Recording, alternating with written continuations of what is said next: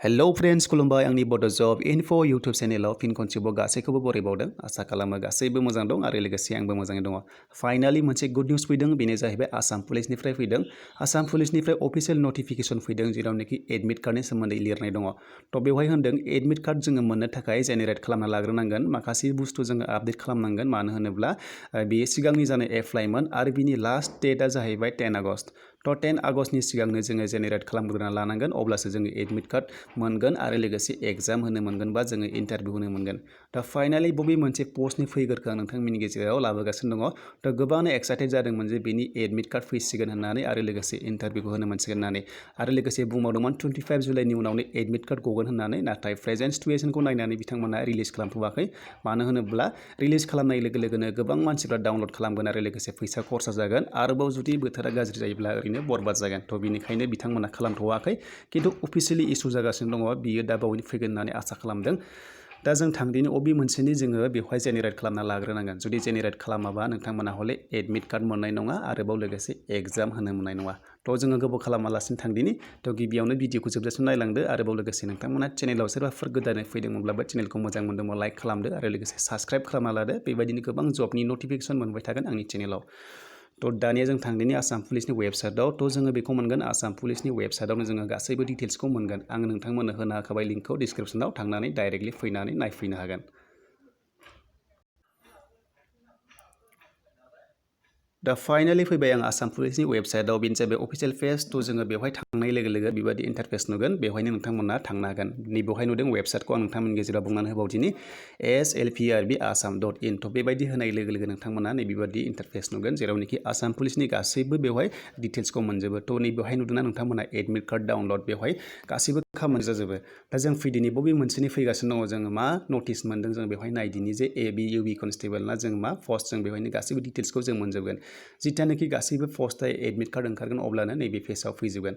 दा जों फैदिनि बेवहाय जों नायदिनि बबे मोनसेनि फैदों नैबे जाहैबाय 2016आव एप्लाइ जादोंमोन 41 दंमोन ग्रेड 3 जुनियर एसिस्टेन्टमोन बियो। थ' बिनि माखासे अफिसियेल नटिफिकेशन फैदों जेरावनोखि एडमिट कार्डनि थाखाय जेनेरेट खालामना लाग्रोनांगोन जोङो माखासे आपडेट खालामनांगोन। थ' खोथाया जाहैबाय 2016आवनो एप्लाइ जादोंमोन आरो दासिमबो बिनि एग्जाम इन्टारभिउ जायाखैमोन। थ' बिनिखायनो माखासे सोरनियाबा फन नाम्बार सोरनियाबा बायदिसिना माने आपडेटआ गोमाबाय जानो हागौ बा माबा मोनसे जादों जानो हागौ। थ' बिनिखायनो मोनसे आपडेट खालामनो होदों आरो जेरावनोखि आपडेट खालामब्लासो एग्जामखौ लिरनो मोनगोन एबा होनो मोनगोन इन्टारभिउ। थ' जोङो बेखौ खामानिखौ मावना लाग्रोनांगोन आरो बिनि लास्ट डेटआ जाहैबाय 10 आगस्ट। थ' 10 आगस्टनि सिगाङावनो बे खामानिखौ मावना लानांगोन जोङो आपडेट खालामनांगोन।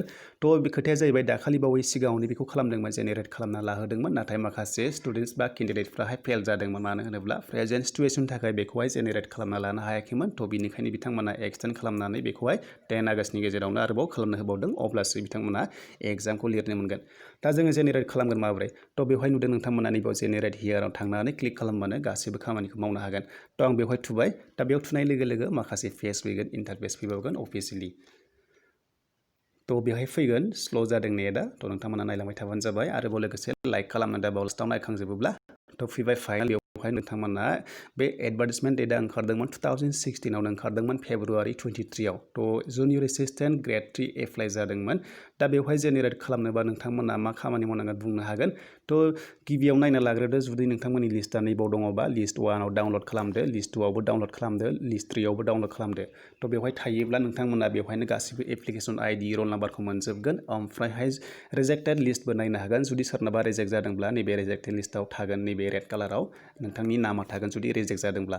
ओमफ्राय जोङो 2016आव खालामदोंमोन नङा होमब्ला खायसेना एप्लिकेसन आइडिया गोमाबाय बा माबा मोनसे गोमाबाय जिखुनु जाया माने आइडियानो गोमाबाय। थ' जों बिनिखायनो मोनसे अपसन दङ नैबेखौ डाउनलड खालामनानै बेनिफ्रायनो नट खालामना लानो हागोन नोंथांनि एप्लिकेसन आइडि आरो लोगोसे रल नाम्बार। ओमफ्राय बे जाबायबा जुदि दंखायोब्ला बै एप्लिकेसन आइडिया दंखायोब्ला लोगोसे बेवहाय लगइन खालामबानो जाबाय। थ' बेहाय लगइन खालामनानै बेवहाय नोंनि एप्लिकेसन आइडिखौ बेवहाय होनांगोन ओमफ्राय डेट अफ बार्थखौ बेयाव होनांगोन ओमफ्राय लगइन खालामबानो नोंनि गासैबो खामानिखौ आपडेट खालामनो हासिगोन।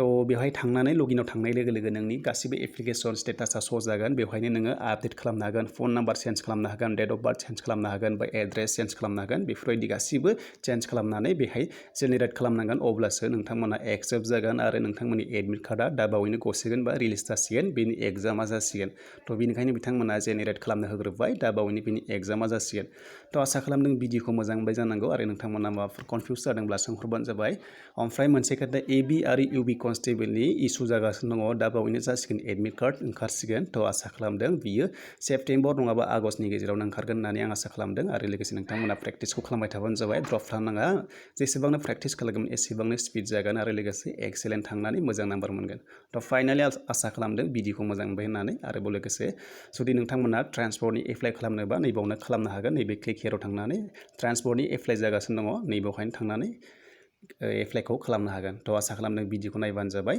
आरोबाव लोगोसे नोंथांमोना सिगांनि भिडिअ नायनोब्ला ट्रान्सपर्टनिखौ माबोरै एप्लाइ खालामो नोंथांमोननि गेजेराव होना होबाय डिसक्रिपसनाव थांनानै नायनो हागोन थ' लोगोफोर आं बेवहायनो फोजोबबाय जिथानोखि आरोबाव लेटेस्ट आपडेट मोनगोन आसाम पुलिसनि अब्ला आङो नेक्स्ट भिडिअ खालामना फैबावगोन